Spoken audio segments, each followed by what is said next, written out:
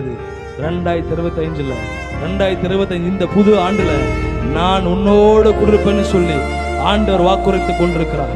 ஆண்டவர் வாக்குரைக்கிறார். நான் உன் கூட இருக்க போறேன், உன் ஃபேமிலியோட இருக்க போறேன், உன் கணவன் மனைவி பிள்ளைகளோட நான் இருக்க போறேன், உன் வீட்டோட நான் இருக்க போறேன். உனக்கு சொந்த பந்தம் கைவிட்டிருக்கலாம், சமுதாயம் கைவிட்டிருக்கலாம், நீங்கள் புறக்கணிக்கப்பட்டிருக்கலாம், நீங்கள் தள்ளப்பட்டிருக்கலாம். ஆனால் இன்றைக்கு ஆண்டவர் சொல்லுகிறார், நான் உன்னோட கூட.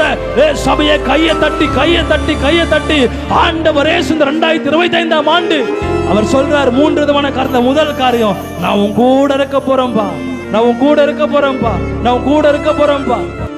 சொந்தங்கள் கூட இல்லாம போயிருக்கலாம்,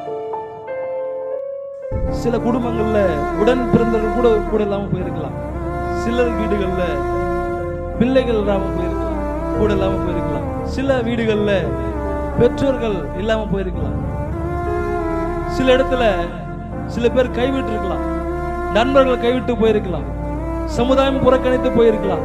ஆனா கர்த்தர் சொல்றாரு, நம்ம சொல்றாரு, நான் உன் கூட இருக்கிறது.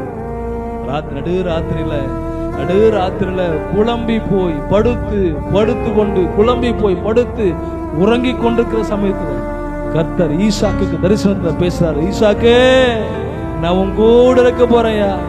பிரதர் சிஸ்டர், மவுண்ட் சினாய் சபையே, இந்த 2025 ஆண்டு உன்னோடு கூட, சபையோடு கூட, ஊழியத்தோடு கூட, உன் குடும்பத்தோடு கூட கர்த்தர் இருப்பேன் என்று சொல்லி அவர் வாக்களிக்கிறார்.